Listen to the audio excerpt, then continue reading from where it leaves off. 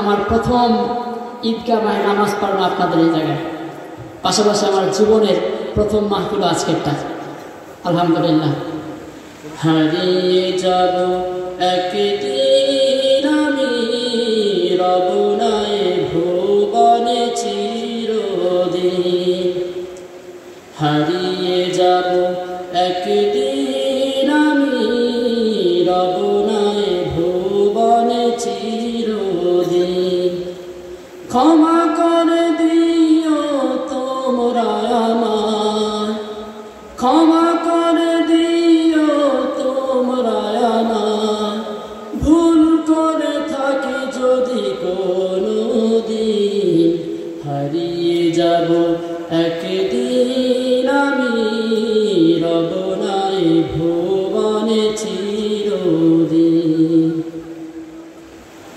বাঁশবাগানে বা গোরস্থানে হয়তো দেবে মোরে কবর, তোমরা আমায় যাবে ভুলে, রাখবে না জানি কোনো খবর। পড়বে কি মনে আমার কথা, ফেলবে কি অশ্রু কোনো দিন, হারিয়ে যাব একদিন আমি রব নাই ভুবনে চিরদিন। ছোট্ট মাটির ঘরে আমার দেহ নিথর হয়ে পড়ে রবে, আধার কবরে আলোর প্রদীপ কভু নাহি কেহ জানবে। ছোট্ট মাটির ঘরে আমার দেহ নিথর হয়ে পড়ে রবে, আধার কবরে আলোর প্রদীপ কভু নাহি কেহ জানবে। পড়বে কি মনে আমার কথা, ফেলবে কি অশ্রু কোনো দিন, হারিয়ে যাব একদিন আমি রব নাই ভুবনে চিরদিন, হারিয়ে যাব একদিন আমি রব নাই ভুবনে চিরদিন। ক্ষমা করে দিও তোমরা আমায়, ক্ষমা করে দিও তোমরা আমায়, ভুল করে থাকি যদি কোনো দিন, হারিয়ে যাব একদিন আমি রব নাই ভুবনে চিরদিন। আপনারা সবাই কেমন আছেন? আলহামদুলিল্লাহ, আমরা ভালো আছি। আমাদের ভালো রাখেন কে? মাঝে মাঝে খারাপ রেখে পরীক্ষা করেন কে? তাহলে সবসময় আমরা প্রশংসা করব কার? এই মাহফিলে আসতে পেরেছি এই জন্য আমরা সকলেই মন প্রাণ উজাড় করে দেহের সমস্ত শক্তি গলা বরাবর এনে সে আল্লাহ পাকের শুকরিয়া আদায় করছি। সকলে বলেছে আলহামদুলিল্লাহ। লাখো লাখো দরুদ এবং সালাম ঘোষিত হোক সরকার দো আলম আকা নামদার তাজদার মদিনা সৈয়দুল মুরসালিন রাহমাতুল লিল আলামিন শাফিউল মুসলিমিন হযরত আহমদ মুস্তাফা মুহাম্মদ মুস্তাফা সাল্লাল্লাহু আলাইহি ওয়াসাল্লামের প্রতি সবাই বলি সাল্লাল্লাহু আলাইহি ওয়াসাল্লাম।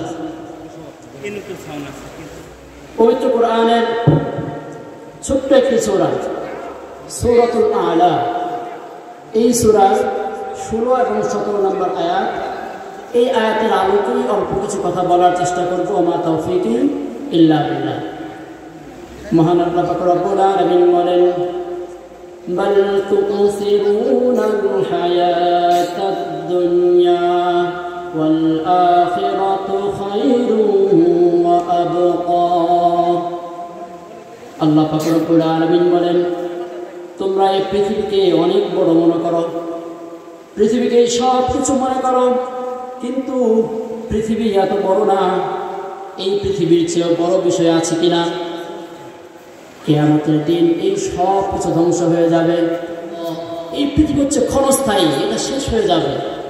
আখিরাত চিরস্থায়ী, আখিরাতই তোমাদের জন্য উত্তম। সুবহানাল্লাহ। সেই কিয়ামতের দিন ইসরাফিল আলাইহিস সালাম যখন সিংহায় ফুৎকার দিবেন, অবস্থাটা কেমন হবে? মহান আল্লাহ পাক রব্বুল আলামিন পবিত্র কোরআনের সূরাতুল আবাসার 33 থেকে 37 আয়াত, এই আয়াতগুলোর মধ্যে আল্লাহ তাআলা কিয়ামতের চিত্রকে সেরা তুলে দিচ্ছেন।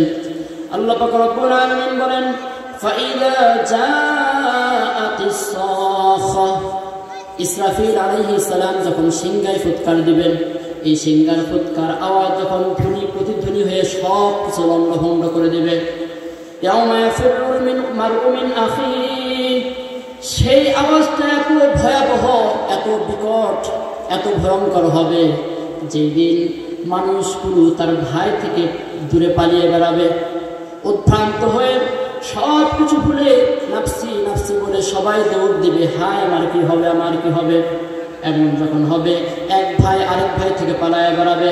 ওয়া উম্মিহি ওয়া আবি, আল্লাহ রাব্বুল আলামিন বলেন, বাবাকে ছেড়ে, মাকে ছেড়ে সন্তান তার পিতাকে ফেলে, পিতা তার সন্তানকে ফেলে দৌড়ে পালাবে। এমন ভয়াবহ পরিস্থিতি হয়ে যাবে।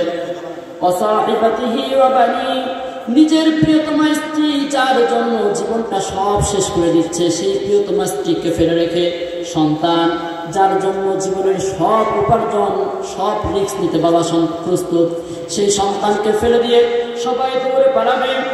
কুল্লু মরিইন মিনহুম ইয়াওমাইদিন শাআনুন ইউগনি, সেই দিন প্রত্যেকেই যার যার চিন্তায় তারা ব্যস্ত হয়ে পড়বে, কোথায় পালাবো, কোথায় ভাগবো। কিয়ামত যখন কায়েম হয়ে যাবে, ইসরাফিল আলাইহিস সালামের সিংহার ফুৎকারে সমস্ত পৃথিবীটা বন্ধ হয়ে যাবে, মানুষগুলো পালিয়ে বেড়াতে চাবে। সেই কিয়ামতের দিনটা হবে দুনিয়ার দিনের হিসাবে 50,000 বছর। কত বছর? 50,000 বছর। আল্লাহর হাবিব বলেন, 50,000 সানাতিন মিম্মা তাউদ্দুন, কিয়ামতের একটা দিন তোমরা যে গণনা করো, এই গণনার 50,000 বছর সমান হয়ে যাবে। আল্লাহু আকবার। মানুষরা হয়রান হয়ে যাবে, ভয়ে চিন্তায় উদ্বিগ্ন হয়ে পেরেশান হয়ে কোথায় পালাবো, কোথায় ভাগবো, ভাগার জন্য চেষ্টা করবে, পালানোর কোনো পথ থাকবে না।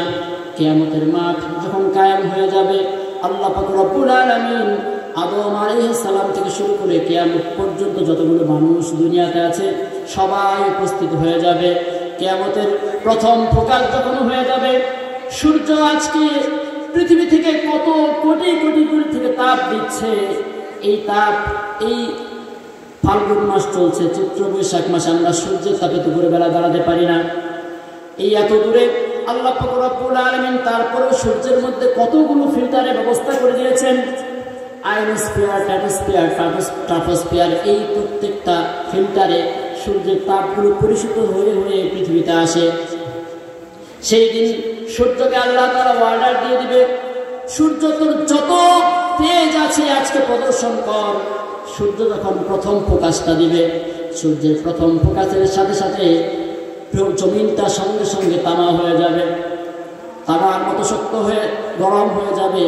পাপীদের মানুষের আমলনামা অনুযায়ী সূর্য কারো আধার, কারো এক হাত, কারো আর একটু দূরে, কারো আরো দূরে, এরকম যখন সূর্য অবস্থান করতে থাকবে, সূর্যের তাপে মানুষের মগজগুলো টকবক টকবক করে বলতে থাকবে। ভাত যখন রান্না করা হয়, ভাতের মাঠটা যেরকম টকবক করে ফুটে ফুটে চতুর্দিকে পড়তে থাকে, তেমনিভাবে মানুষের মগজগুলো টকবক টকবক করে গলে গলে নাক দিয়ে, কান দিয়ে, পেছনের রাস্তা দিয়ে পড়তে থাকবে। মানুষগুলো ইয়া নাফসি ইয়া নাফসি, ভাগবো কোথায়, পালাবো কোথায়, কোথায় একটু শান্তির আশ্রয় পাবো, এরকম যখন করতে থাকবে, তৃষ্ণায় মানুষের জিহ্বাটা কুকুরের মতো বের হয়ে নামিয়ে নিচে চলতে থাকবে। মানুষগুলো হয়রান হয়ে পেরেশান হয়ে একটু শান্তির আশা খুঁজতে থাকবে। মানুষগুলো যখন এই অবস্থায় থাকবে, অপর দিক থেকে জাহান্নাম মানুষের দিকে তেড়ে ফুরে আসতে থাকবে। হাদিসের বর্ণনায় এসেছে, জাহান্নামের গলায় 70,000 শিকল থাকবে, প্রত্যেকটা শিকলে 70,000 ফেরেশতা জাহান্নামকে আটকে রাখার চেষ্টা করবে। জাহান্নাম চিৎকার করে গর্জন করে হাসরবাসী মানুষের দিকে আসতে থাকবে মানুষকে খাওয়ার জন্য। জাহান্নাম চিৎকার করে আল্লাহর কাছে বলবে, আল্লাহ, এই পৃথিবীর সৃষ্টির আগে থেকে, মানুষদেরকে সৃষ্টির আগে থেকে আমাকে বানায় রাখছো, আমার পেটের মধ্যে একটা খাবার দাও নাই, শুধুমাত্র পাথর ছাড়া। আজকে আমি বড় ক্ষুধায় তৃষ্ণায় আমার পেটটা ফেটে যাচ্ছে, আমার খাবার তাড়াতাড়ি আমাকে দাও। এই জাহান্নামের চিৎকারে হাসরবাসীরা এক দিক থেকে পালায়া অন্য দিকে ভাগার চেষ্টা করবে। এই দিক থেকে জাহান্নাম আসবে, মানুষগুলো পালায়া যাবে। এমন পরিস্থিতির মধ্যে প্রত্যেকটা মানুষ ইয়া নাফসি ইয়া নাফসি, আমার কি হবে, হায় আমার কি হবে, ভাগবো কোথায়, পালাবো কোথায়, এমন যখন পরিস্থিতি, এর মধ্যে মানুষগুলো আদম বাশার হযরত আদম আলাইহিস সালামকে পেয়ে যাবে। যেই দিন মানুষ কেউ কাউকে চিনবে না, পিতা সন্তানকে ভুলে যাবে, সন্তান পিতাকে ভুলে যাবে, স্বামী স্ত্রীকে দিবে দেখে দৌড়, স্ত্রী স্বামীকে দেখে দিবে দৌড়। এমন যখন হবে, নবীরা পর্যন্ত নাফসি নাফসি করতে থাকবে। মানুষগুলো আদম আলাইহিস সালামকে কাছে করবে, পেয়ে বলবে, ইয়া আবাল বাশার, আপনি তো হচ্ছে পৃথিবীর মানুষদের মধ্যে সর্বপ্রথম মানুষ, আদি পিতা। আজকে আপনি আল্লাহর কাছে একটু সুপারিশ করেন, আল্লাহ যেন মিজান কায়েম করে দেয়। এই জাহান্নামের এই হাসরের শাস্তি আর ভোগ করতে পারছি না, এত ভয়, এত উৎকণ্ঠা, এত তীব্রতা সহ্য করতে পারছি না। আল্লাহ যেন মিজান কায়েম করে দেয়। মিজানে যদি আমাদের জাহান্নামে যাওয়া লাগে, জাহান্নামে যাব, তারপরে ওই হাসরের শাস্তি আর সহ্য হচ্ছে না। মানুষগুলো যখন র্যান্ডমলি শাস্তি পরিবর্তন হতে থাকবে, কখনো সূর্যের তাপ, কখনো এমন অবস্থা হবে এই পচা রক্ত মাংস পচে পচে কারো হাঁটু পর্যন্ত, কারো কোমর পর্যন্ত, এই পচা দুর্গন্ধযুক্ত পানির মধ্যে, পচের মধ্যে, রক্তের মধ্যে কেউ হাবুডুবু খাবে। একটার পর একটা শাস্তি চেঞ্জ হবে। এর মধ্যে আদম আলাইহিস সালাম বলবে, না না না, আজকে আমি আল্লাহর সামনে কোনো কথা বলতে পারবো না, আজকে আমার অবস্থা কি হবে আমি নিজেও জানি না, হা ইয়া নাফসি ইয়া নাফসি, আমার কি অবস্থা হবে আমি বলতে পারি না, তোমরা যাও নূহের কাছে। মানুষগুলো দৌড়িয়ে যাবে হাসরবাসী সব নূহ আলাইহিস সালামের কাছে। নূহ আলাইহিস সালাম বলবেন, পারবো না, আমি আল্লাহর কাছে যে ফরিয়াদ করেছিলাম, আল্লাহ পুরো পৃথিবী ধ্বংস করে দিয়েছিল, আজকে না জানি আমার কি হয়ে যায়, ইয়া নাফসি ইয়া নাফসি, আমি পারবো না, তোমরা যাও মূসা আলাইহিস সালামের কাছে। মূসা আলাইহিস সালাম বলবে, পারবো না। ইব্রাহিম আলাইহিস সালামের কাছে যাও, ইব্রাহিম আলাইহিস সালাম বলবে, পারবে না। ইব্রাহিম আলাইহিস সালাম বলবে, তোমরা ঈসার কাছে যাও। ঈসা আলাইহিস সালামের কাছে যাওয়ার পরে ঈসা আলাইহিস সালাম বলবেন, আজকে আমার কপালে কি হয় আমি নিজেও জানি না, ইয়া নাফসি হা ইয়া নাফসি। এমন একটা ভয়াবহ পরিস্থিতিতে ঈসা আলাইহিস সালাম বলবেন, এত জায়গায় দৌড়ায় লাভ নাই, তোমরা আখির জামানার পয়গম্বর হযরত মুহাম্মদুর রাসূলুল্লাহ সাল্লাল্লাহু আলাইহি ওয়াসাল্লাম কোথায় আছে তাকে খুঁজে বের করো। আজকে দিনের একমাত্র সুপারিশকারী, আল্লাহর কাছে যে কথা বলতে পারবে, সে হযরত মুহাম্মদ ছাড়া আর কেউ হতে পারে না। মানুষগুলো আমাদের প্রিয় নবী হযরত মুহাম্মদ সাল্লাল্লাহু আলাইহি ওয়াসাল্লামকে খুঁজতে থাকবে। আমার আপনার হাবিব সেদিন মাকামে মাহমুদে করে আল্লাহর দরবারে উম্মতের জন্য কাটতে থাকবে, সুবহানাল্লাহ। হাসরবাসী নবীরা পর্যন্ত সবার জিকির হচ্ছে, ইয়া নাফসি ইয়া নাফসি। আপনার আমার নবী উম্মতের দরদে হযরত মুহাম্মদুর রাসূলুল্লাহ সাল্লাল্লাহু আলাইহি ওয়াসাল্লাম মাকামে মাহমুদে সিজদায় করে কাঁদতে থাকবেন, রব্বি হাবলি উম্মতি, আজকে আমার উম্মতকে মাফ করো। আল্লাহ পাক রব্বুল আলামিন ডাকতে বলেন, সেই কঠিন বিচারের দিনে যদি তোমরা বাঁচতে চাও, দুনিয়ার মায়াকে ভুলে যাও, আখিরাতের পথে তোমরা চলে আসো। আল্লাহ বলেন, বাল তুসিরুনাল হায়াতাদ দুনিয়া ওয়াল আখিরাতু খায়রুন ওয়া আবকা। এই কঠিনতম দিনে যদি তোমরা বাঁচতে চাও, দুনিয়ার মায়াকে ভুলে যাও, কারণ এই দুনিয়া কোনো স্থায়ী না, এর চেয়েও স্থায়ী জীবন আছে কি নাই? আছে। আল্লাহ পাক রব্বুল আলামিন তোমরা, আল্লাহ পাক রব্বুল আলামিন বলেন, তোমরা এই দুনিয়ার জীবনকে সব মনে করো, এই দুনিয়ার জীবনকে বড় মনে করো, এই দুনিয়ার জীবন বড় না, এর চেয়ে বড় জগৎ আছে না নাই? আছে। সেই দিনের প্রস্তুতি নিয়ে ফেলো। এই দুনিয়ার জীবনটা উত্তম নাই, উত্তম হচ্ছে কোনটা? আখিরাত। আল্লাহ পাক রব্বুল আলামিন এই জন্য বলেন, ওয়াল আখিরাতু খায়রুন ওয়া আবকা। আখিরাত হচ্ছে উত্তম ও স্থায়ী, দুনিয়া স্থায়ী নয়। আল্লাহ পাক রব্বুল আলামিন এরপরে সূরাত আলে ইমরানের কোরআনের 85 নম্বর আয়াতে বলেন ওয়ামাল হায়াতুদ দুনিয়া ইল্লা মাতাউল গুরুর। এই দুনিয়ার জীবনটা আসল না, তোমরা মোহের মধ্যে, ধোঁকার মধ্যে পড়ে আছো, মহাচ্ছন্ন হয়ে আছো, পাগলের মতো দুনিয়ার পিছনে ছুটছ, রাত দিন একাকার করে এই দুনিয়ার মোহে তোমরা পড়ে আছো। এই দুনিয়া আসল না, এই দুনিয়া হচ্ছে শুধুমাত্র একটা মোহ। এই দুনিয়া হচ্ছে সাময়িক ভোগের সামগ্রী। এই দুনিয়া কি সাময়িক ভোগের সামগ্রী, আজ আছে কাল নাই, শেষ হয়ে যাবে। চোখের পলকে হাতের ময়লা ঘষা দিলেই শেষ। আজকে যারা বৃদ্ধ বাবাজিরা আসছেন, মনে হয় সেই দিন মনে হয় প্রাইমারি স্কুলে পড়বে। আজকে চুল দাড়ি টুকে আজকে কবর পথে চিঠি চলে আসছে। আল্লাহ বললেন ওয়ামাল হায়াতুদ দুনিয়া ইল্লা মাতাউল গুরুর। এই দুনিয়ার জীবনটা হচ্ছে সাময়িক ভোগের সামগ্রী, এই অল্প আছে, এই নাই। এই দুনিয়াটা হচ্ছে খেল তামাশা। যখন আমরা খেলার মধ্যে মধ্যে থাকি, খেলায় মগ্ন হয়ে যাই, তখন খেলাটাকে খুব ভালো লাগে, কিন্তু খেলাটা ভেঙে গেলেই সব শেষ। আল্লাহ বললেন এই দুনিয়াটা হচ্ছে খেল তামাশা। সূরাতুল আনআমের 32 নম্বর আয়াতে আল্লাহ বলেন ওয়ামাল হায়াতুদ দুনিয়া ইল্লা লাইবুন ওয়া লাহবুন। আল্লাহ পাক রব্বুল আলামিন এই দুনিয়াটা হচ্ছে খেল তামাশা। এই খেলাটা যতক্ষণ আছে ততক্ষণ তোমাদের মজা লাগে, খেলাটা ভেঙে গেলেই সব শেষ। খেলাটা ভেঙে গেলেই সব শেষ, সব শেষ হয়ে যাও, মরার সাথে সাথে এই পৃথিবী সব শেষ। আবার এই দুনিয়ার দৃষ্টান্ত আল্লাহ পাক রব্বুল আলামিন বলছেন, এই দুনিয়ার দৃষ্টান্ত হচ্ছে কামা ইন আনসালনাহু মিনাস সামা। আল্লাহ পাক রব্বুল আলামিন সূরাতুল কাহফের 45 নম্বর আয়াতে আল্লাহ বলেন ওয়াদরিবু লাহুম মাসালাল হায়াতিদ দুনিয়া কামা ইন আনসালনাহু মিনাস সামা। আল্লাহ বলেন এই দুনিয়ার দৃষ্টান্ত হচ্ছে আকাশ থেকে পাঠানো পানির মতো। এই দুনিয়ার জীবনের দৃষ্টান্ত কি? আকাশ থেকে পাঠানো পানির মতো। এই পানিতে জমিনে যখন পড়ে জমিটা উর্বর হয়ে যায়, উর্বর হয়, এখান থেকে গাছ লাগালে সেই গাছগুলো হয়, গাছপালা হয়, ফল ধরে। এরপরে একদিন এই গাছগুলো মারা যায়, সময়ের বিবর্তনে পাতাগুলো ঝরে পড়ে এই সব ভুসি হয়ে যায়। বাতাসের এই ঝাপটায় এই ভুসিগুলো কোথায় যায় খুঁজে পাওয়া যায় না। দুনিয়ার জীবনে শেষ হয়ে যাবে, এই দুনিয়ার জীবন কোথায় যাবে খুঁজেই পাওয়া যাবে না। আজকে আমরা আমার দাদার দাদার নাম বলতে পারি না। এই কয়জন আছেন এখানে যে আমরা দাদার দাদার নাম কি বলতে পারি, অথচ তাদের অনেক কিছু আমরা ভোগ করতেছি, তাদের রক্ত আমাদের শরীরে। অনেকেই তাদের সম্পত্তি, তাদের জায়গার উপর আমরা বাড়ি করে আছি, কিন্তু তাদের নাম পর্যন্ত বলতে পারি না। আল্লাহ বললেন এই দুনিয়ার দৃষ্টান্ত হচ্ছে আকাশ থেকে পাঠানো পানির মতো। পানির পরে ঘাস হয়, এই ঘাসগুলো একদিন ভুসি হয়ে যায়, বাতাসের একটা ঝাপটায় কোথায় চলে যায় খুঁজে পাওয়া যাবে না। এই দুনিয়ার জীবন কোথায় যাবে তুমি খুঁজেও পাবে না।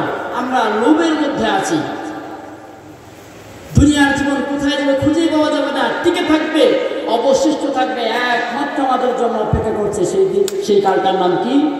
সেই কালটার নাম হচ্ছে আখিরাত।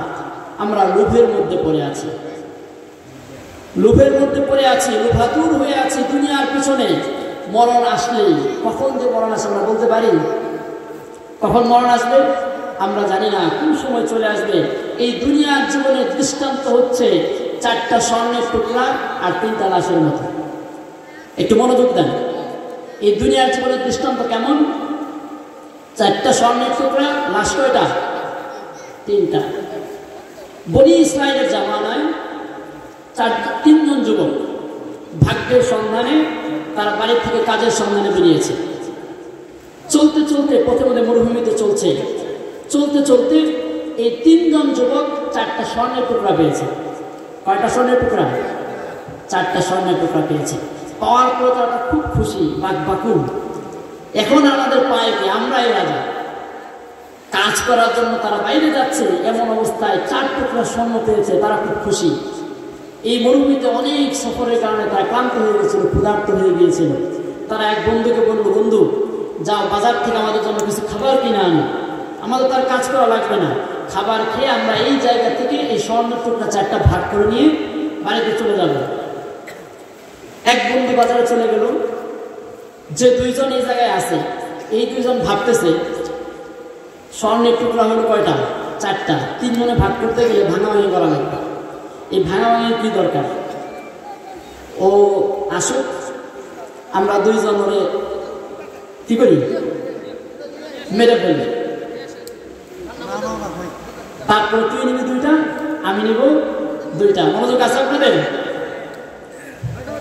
আবার যে বন্ধু বাজারে গেছে, সে চিন্তা করতেছে যে খাবারের মধ্যে যদি একটু বিষ মিশিয়ে দিতে পারি, কি করতে পারি, খাবারের মধ্যে যদি একটু বিষ মিশিয়ে দিতে পারি, তাহলে আর ভাগাভাগির দরকার নাই, সব আমার, দুনিয়া পুরোটাই আমার। মাশাআল্লাহ। তাহলে এই দুজন মনে করবো কি এটাই শেষ করে দেবে, আর ওই জন মনে করছে যে ভাগাভাগির দরকার নাই, একটু মিশিয়ে দিতে পারলে সব আমার, দুনিয়া সব আমার। যেই ভাবনা সেই কাজ। বাজার থেকে বন্ধু যখন রুটির মধ্যে বিষ মিশায়া এই রুটিটা যখন বন্ধুদের কাছে আসছে, এই দুই বন্ধু মিলা একে মারা শুরু করেছে। মারতে মারতে একটা শেষ, আর থাকলো কয়টা? আর দুইটা আছে। এই দুইটা বলে আগেই ক্ষুধা লাগছিল, এটার মারতে গিয়ে আরো ক্ষুধা লাগছে, আগে খায়াল, আগে কি করি, আগে খায়াল। দুই বন্ধু মিলে যখন ওই বিষ মাখানো রুটিটা খেয়েছে, খাওয়ার পর ওই দুইটাও শেষ। চারটা স্বর্ণের টুকরা পড়ে আছে, পাশে তিনটা লাশ পড়ে আছে। এই দুনিয়ার জীবনের দৃষ্টান্ত হচ্ছে এমন, আপনি আমি সবাই চলে যাব। এই দুনিয়ার গাড়ি বাড়ি, টাকা পয়সা, ধন সম্পদ, জায়গা জমি সব পড়ে রবে, কিচ্ছু নিতে পারবেন না। আসছেন খালি হাতে, এইভাবে যেতে হবে। আল্লাহ পাক রব্বুল আলামিন বলেন, গোলাম থাকতে আসো নাই, চলে যাবা, এই দুনিয়া থাকার জায়গা না। আল্লাহ পাক রব্বুল আলামিন সূরাতুল আনকাবুতের 57 নম্বর আয়াতে বান্দাদেরকে ডাকতে বলেন, কুল্লু নাফসিন যায়িকাতুল মাউত সুম্মা ইলাইনা তুরজাউন। আল্লাহ বললেন, এই পৃথিবীতে প্রাণ নিয়ে, জীবন নিয়ে যারা এসেছে, প্রত্যেক প্রাণীকে মৃত্যু স্বাদ ভোগ করতে হবে, অতঃপর আমার কাছে আসতে হবে। অন্য কোনো যাওয়ার রাস্তা আছে? আজ হোক কাল, আগে হোক পরে, আমাদের সবাইকে যেতে হবে। যাওয়া ছাড়া কোনো উপায় আছে? কোনো উপায় নাই। মৃত্যু আসবেই, এইটাই সত্য। পৃথিবীতে একমাত্র সত্য যেটা, সেটা কি? মৃত্যু। কাল পর্যন্ত বেঁচে থাকবে, এটা কোনো গ্যারান্টি আছে? গ্যারান্টি নাই। আর আধা ঘন্টা বাঁচবো, কিন্তু একমাত্র সত্য যেটা, সেটা কি?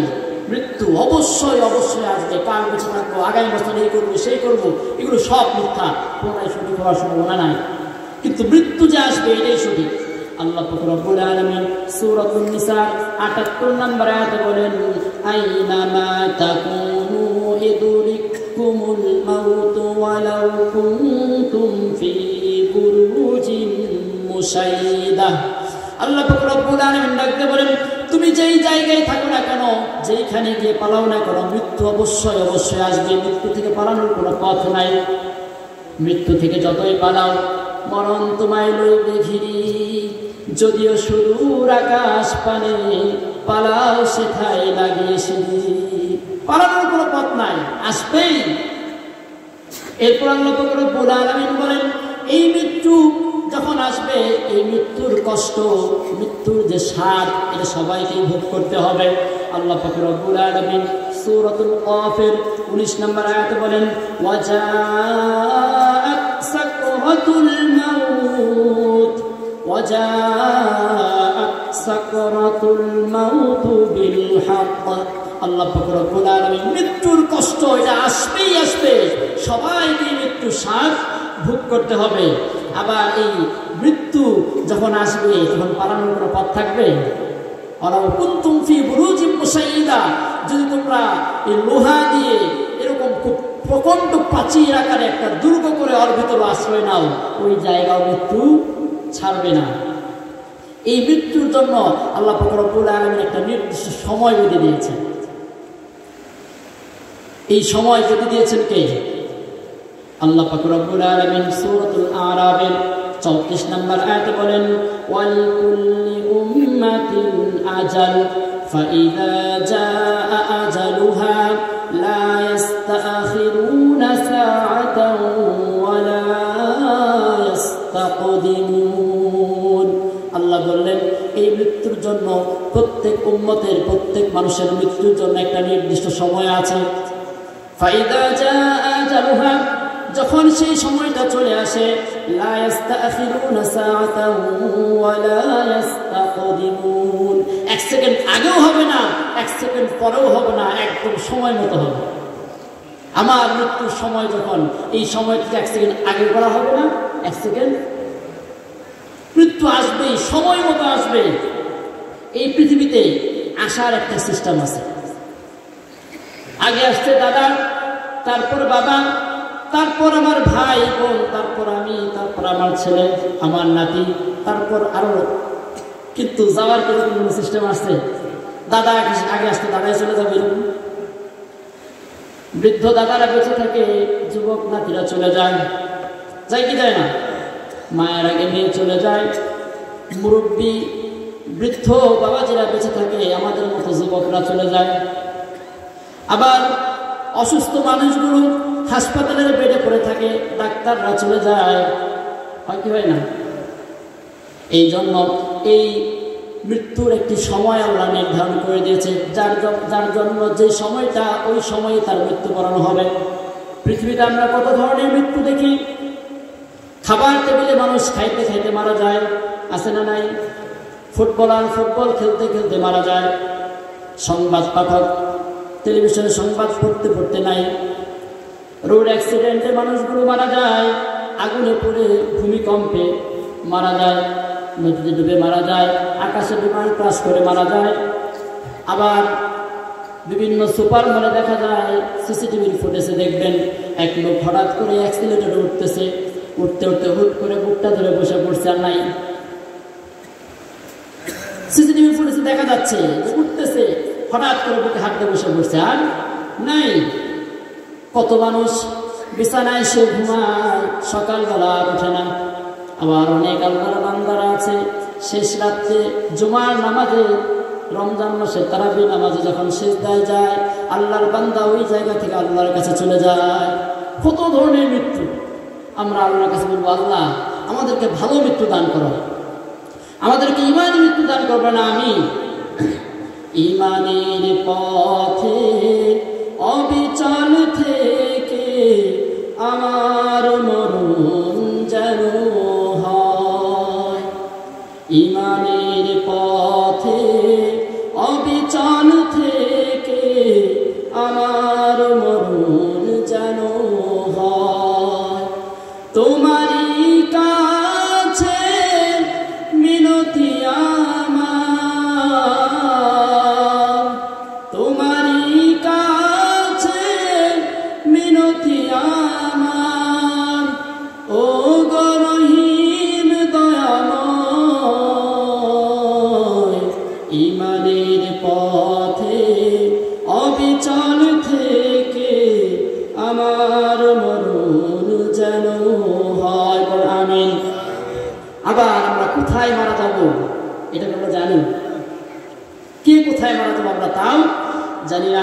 আল্লাহ পাক রব্বুল আলামিন সূরাতুল লুকমানের 34 নম্বর আয়াতে বলেন, ওয়া মা তাদরি নাফসুম বিআইয়ি আরদিন তামুত, কোন ব্যক্তি জানে না সে কোন জায়গায় মারা যাবে, জানে কে? আল্লাহ জানেন। কিন্তু আমরা মরবো এটা আমরা সবাই জানি, কোন জায়গায় কখন মরবো এটা আমরা কেউ জানি না, কিন্তু মরবো এটা আমরা সবাই জানি। আল্লাহর হাবিব সাল্লাল্লাহু আলাইহি ওয়াসাল্লাম বলেন, আমার উম্মতি মা বাইনা 60 ইলা 70 ওয়া আকাল্লুহুম মান ইয়াজুজু যালিক। সুবহানাল্লাহ। আল্লাহ রাসূল বললেন, আমার উম্মতের গড় বয়স হবে 60 থেকে 70 বছর। কত বছর? 60 থেকে 70 বছর। ওয়া আকাল্লুহুম মান ইয়াজুজু যালিক, অল্প কিছু সংখ্যক লোক, হাতে গুনে শেষ করা যাবে এমন কিছু লোক এর চেয়ে সামান্য হাত বেশি পাবে। এখন যদি আমি বলি এই জায়গায় আমরা যারা উপস্থিত আছি 70 উপরে কয়জন আছে, হাত তোলেন, গুনে গুনে বের করা যাবে না? তার আগেই শেষ, তার আগে কি হয়ে যায়? শেষ হয়ে যায়। এই দুনিয়ার জীবনে এতই ক্ষণস্থায়ী, আখিরাতের একটা দিন কত বছর বলছিলাম? দুনিয়ার হিসাব কত বছর? 50,000 বছর।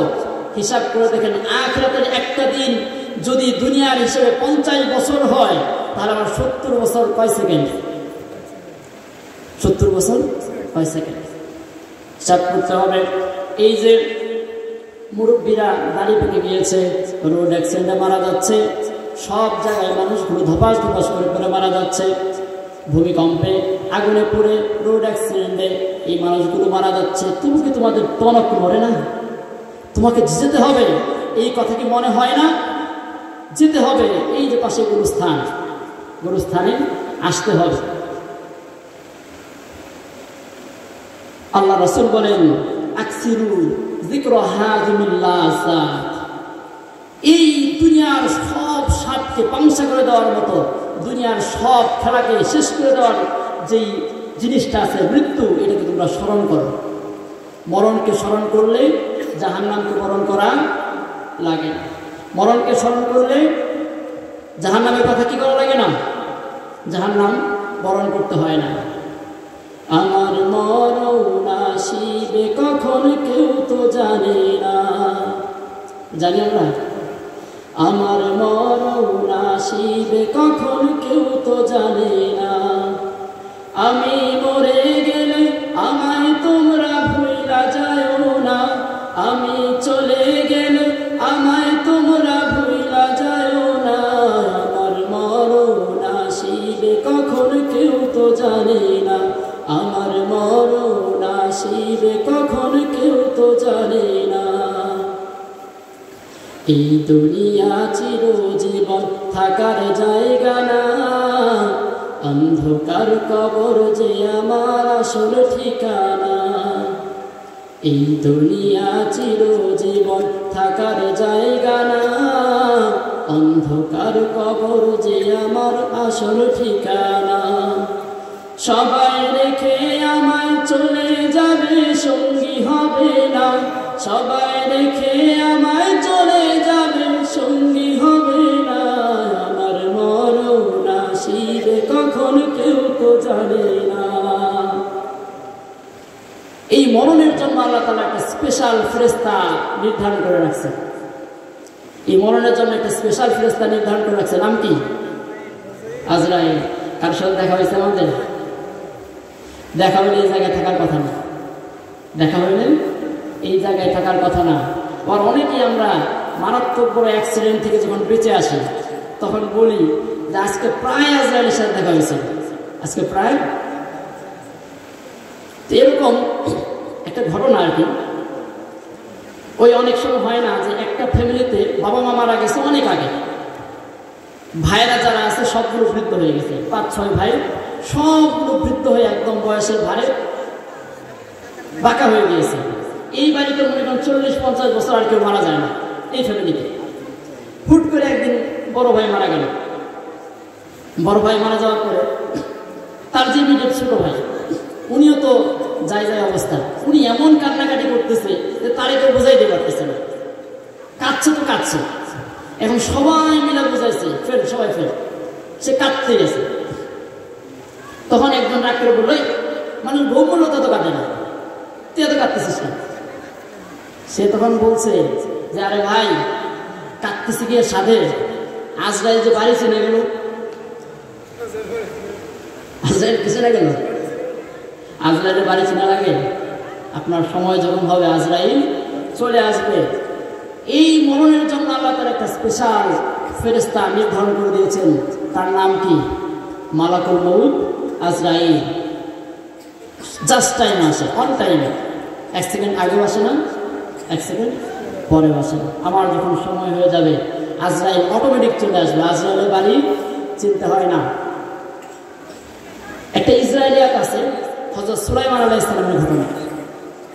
হযরত সুলাইমান আলাইহিস সালামকে আল্লাহ তাআলা কত শান শৌকত দিয়েছিলেন আমরা জানি না? আল্লাহ পাক রব্বুল আলামিন আল্লাহর হাবিব সুলাইমান আলাইহিস সালামকে এমন ক্ষমতা দিয়েছিলেন, তিনি পশু পাখি, জিন, দেও দানব সবার ভাষা বুঝতেন। আল্লাহ পাক রব্বুল আলামিন হযরত সুলাইমান আলাইহিস সালামকে এমন বাদশাহী দান করেছিলেন, মাশরিক থেকে মাগরিব, শিমাল থেকে জুনুব, পুরো পৃথিবীটা আল্লাহ তাআলা সুলাইমান আলাইহিস সালামের রাজত্বের মধ্যে দিয়ে দিয়েছিলেন।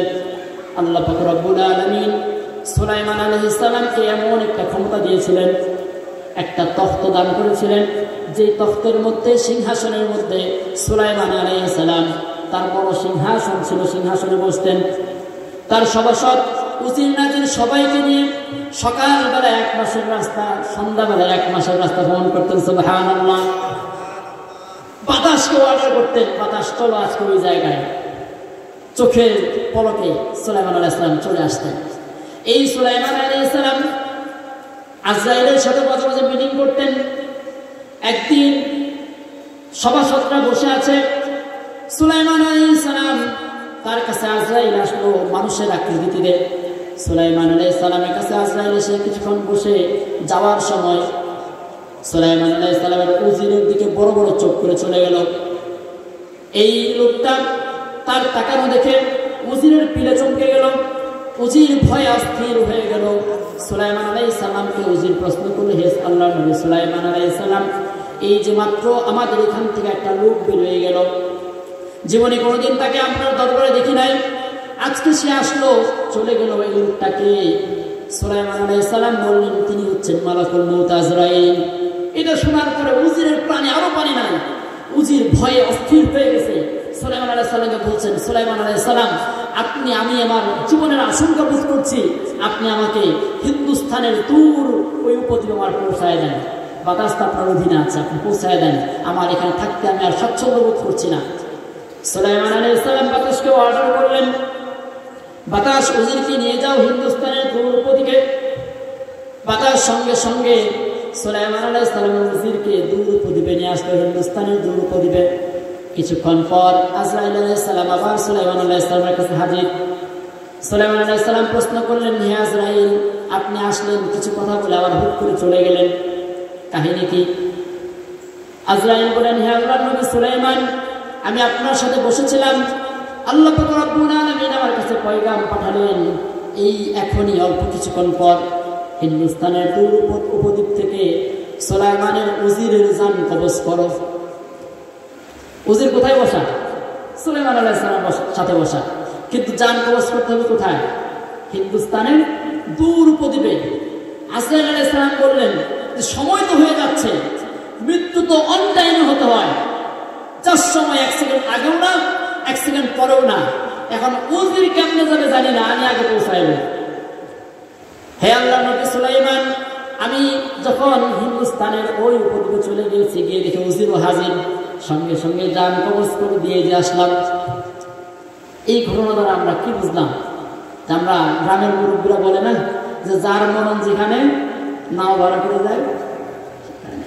এই মৃত্যুর জন্য আল্লাহ তাআলা কি করে দিয়েছেন? একটা স্থান নির্ধারণ করে দিয়েছেন, আমি যতক্ষণ ওই স্থানে না যাবো আমার মৃত্যু হবে না।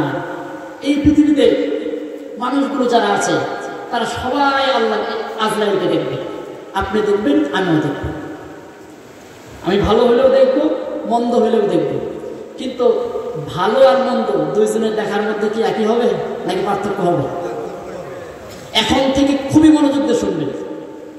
একটা হাদিস বলবো, মুসনাদে আহমদের 18,557 নম্বর হাদিস, মুসনাদে আহমদের 18,557 নম্বর হাদিস। এই হাদিসটা খুব মনোযোগ দিয়ে শুনবেন। আল্লাহ রাসূল সাল্লাল্লাহু আলাইহি ওয়াসাল্লাম কি বলেছেন? আন বারাআত ইবনে আযিব রাদিয়াল্লাহু তাআলা আনহু قال, আল্লাহর হাবিবের একজন বিশিষ্ট সাহাবী বারা ইবনে আযিব রাদিয়াল্লাহু তাআলা আনহু তিনি বলেন, রাসূল সাল্লাল্লাহু আলাইহি ওয়াসাল্লামের সাথে খরজনা মা'আন নবী সাল্লাল্লাহু আলাইহি ওয়াসাল্লাম ফিল জানাজা, আমরা আল্লাহর হাবিবের সাথে আনসারী এক সাহাবীর জানাজায় বের হলাম জানাজা করার জন্য। ফান্তাহাইনা ইলাল কবর, আমরা যখন সেই আনসারী সাহাবার বাড়িতে পৌঁছলাম তখনও কবরটা খনন করা শেষ হয় নাই, কবর খনন করা কাজ চলছে। ফাজালাসা রাসূলুল্লাহ সাল্লাল্লাহু আলাইহি ওয়াসাল্লাম, আল্লাহ রাসূল সাল্লাল্লাহু আলাইহি ওয়াসাল্লাম সেই জায়গায় বসে পড়লেন। ওয়াজালাসনা হাওলাহু, এবং আমরাও আল্লাহর হাবিবের চতুর্পাশে গোল হয়ে এরকম করে বসে গেলাম। আল্লাহর হাবিবের হাতে একটা কাঠি ছিল, তিনি এই কাঠি দিয়ে মাটির ভিতরে এরকম আঁকাআঁকি করতেছিলেন। আমাদের অবস্থাটা কেমন ছিল? আমরা সবাই এই আনসারী সাহাবীর জানাজায় যখন গিয়েছি আমরা এমনভাবে চুপচাপ আছি, কেউ কোনো কথা বলছি না, টুটা শব্দ করছি না, মনে হচ্ছিল আমাদের মাথার উপর পাখি বসে আছে। এমন একটা অবস্থায় যখন আমরা বসে আছি, এখন ফালাম্মা ফারাফা রাসুহু, অনেকক্ষণ পর এরকম দীর্ঘ একটা সময় পার হয়ে গেল। আল্লাহর হাবিব সাল্লাল্লাহু আলাইহি ওয়াসাল্লাম জমিন থেকে মাথাটা উঠাইলেন। উঠানোর পর বললেন ফাকালা ইস্তাঈযু বিল্লাহি মিন আযাবিল কবর। আল্লাহর হাবিব বললেন তোমরা কবরের আযাব থেকে আল্লাহর কাছে পানাহা চাও। মাররাতান আও সালাসান, এই কথাটা আল্লাহর হাবিব 2 বার বা 3 বার বললেন। ইস্তাঈযু বিল্লাহি মিন আযাবিল কবর, আল্লাহর হাবিব এই কথাটা কয়বার বললেন? 2 বার বা 3 বার বললেন। তোমরা কবরের শাস্তি থেকে, কবরের ভয়াবহতা থেকে আল্লাহর কাছে সাহায্য চাও। দেখেন আল্লাহর হাবিব এই এত গুরুত্ব দিয়ে 2 বার 3 বার করে কবর থেকে পানা চাওয়ার কথা কেন বললেন? সুনান তিরমিজির 4th খণ্ডের 639 নম্বর হাদিসে আল্লাহর হাবিব থেকে বর্ণনা করেন এই কবর মানুষদেরকে দিনের মধ্যে 40 বার করে ডাক দেয়। বলে কয়বার ডাক দেয়? 40 বার করে ডাক দেয়। খবর বলে আনা বাইতুল গুরবা, হে আমার কবরের খাদ্যরা, হে দুনিয়ার উপরে পদচারণকারী মানুষরা, আমি হচ্ছি একাকিত্বের ঘর। আনা বাইতুল ওয়াহদা, আমি একাকিত্বের ঘর। আনা বাইতুত তুরাব, আমি মাটির ঘর। আনা বাইতুদ দুদ, আমি পোকামাকড়ের ঘর। আনা বাইতুল গুরবা, আমি অন্ধকারের ঘর। আমার ভিতরে কোনো আলো নাই, সাথী নাই, বাতি নাই, পোকামাকড়। এই কবরের মধ্যে আসার জন্য তোমরা সবাই প্রস্তুত থাকো। কবর মানুষদেরকে ডাক দেয়। এই জন্য উলামায়ে কেরাম বলেন দুনিয়াতে যখন চলবেন ধম্ম করে চলবেন না, জোরে দৌড় দিবেন না, কারণ কবর একদিন সব হিসাব নিকাশ আসলে সুদে আসলে চুকায় নেবে।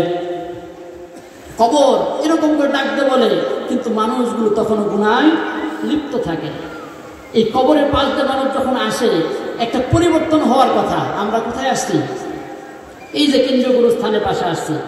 কবর আমার চেয়ে কত দাপটালা লোক, আমার চেয়ে কত শক্তিশালী, কত আভিজাত্য লোক এই এলাকায় ছিল না? আজকে তাদের আভিজাত্য আছে? আল্লাহর হাবিব সাল্লাল্লাহু আলাইহি ওয়াসাল্লাম তারপর বললেন ইন্নাল আবদাল মুমিনা, যখন মুমিন ব্যক্তি ইযা কানা ফি ইনকিতা'in মিনাদ দুনিয়া ওয়া ইকবালিন মিনাল আখিরাহ, যখন মুমিন ব্যক্তির দুনিয়ার জিন্দেগির সফরটা শেষ হয়ে যায় এবং আখিরাতের জীবনটা যখন শুরু হয়ে যাবে, এমন সময় নাসালা ইলাইহি মিনাস সামাই মালাইকা, আল্লাহর হাবিব বলেন তার কাছে আকাশ থেকে ফেরেশতারা নাজিল হয়। বিদুল উজুহ কাআন্না উজুহুস শামস, খুব সুন্দর সুশ্রী সুন্দর ধবধবে চেহারার অনেকগুলো ফেরেশতা তার কাছে নাজিল হয়ে যায়। কাআন্না উজুহুস শামস, আল্লাহর হাবিব বললেন তাদের চেহারাগুলো সূর্যের মতো চকমক চকমক করতে থাকে। মাআহুম কাফানুন মিন আকফানিল জান্নাহ, তাদের কাছে জান্নাতের কিছু কাফনের কাপড় আছে। ওয়া হানুতুম মিন হানুতিল জান্নাহ, জান্নাত থেকে সুগন্ধিযুক্ত এই সুগন্ধি, জান্নাতের যে সুগন্ধিগুলো, এই সুগন্ধিগুলো নিয়ে আসে। এই সুগন্ধিগুলো নিয়ে এসে হাত্তা ইয়াজলিসা ইনদাহু মাদ্দাল বাসর, এই ফেরেশতাগুলো তার দৃষ্টি যতদূর প্রসারিত হয়, এই নেককার বান্দার চোখের দৃষ্টি যতদূর যায়, এই সুন্দর চেহারাওয়ালা ফেরেশতাগুলো এরকম সুগন্ধিওয়ালা জান্নাতি কাপড় নিয়ে তার এই দৃষ্টির সীমানা যতদূর এই পরিমাণ বসে যায়। সুবহানাল্লাহ। সুম্মা জাআ মালাকুল মাউত, আল্লাহর হাবিব বলেন এরপর মালাকুল মাউত আজরাইল তার সামনে চলে আসে। এখন বলেন যে মালাকুল মাউত আসে, আমরা একটা প্রশ্ন আসতে পারি যে হচ্ছে বাংলাদেশে একই সময় 20 জন মানুষ মারা গেল, আবার ভারতে মারা গেল 20 জন, পাকিস্তানে 20 জন, শ্রীলঙ্কায় 20 জন, আমেরিকায়, অস্ট্রেলিয়ায়, সৌদি আরব, কাতার, কুয়েত, বাহরাইন, ওইদিকে সব দেশে একই সময়ে 20 জন করে মানুষ মারা গেল। তাহলে আজরাইল কোথায় আছে? হ্যাঁ, আজরাইল কোথায় আছে? যাক মাশাআল্লাহ, সব জায়গায় একজন বলেছেন আজরাইল সব জায়গায় আছে। আপনাদের আর কোনো মত আছে? সবাই একমত না? তাহলে হলো না। আল্লাহ পাক রব্বুল আলামিন আজরাইলকে এই মালাকুল মউত পবিত্র কোরআনে ব্যবহার করছেন। মৃত্যুর ফেরেশতা। কোথাও নির্ধারণ করে নাম বলে দেয় না, কোথাও নির্ধারণ করে কি বলে নাই, নাম বলে না। আজরাইলকে সবার লিডার বানিয়ে দিয়েছে।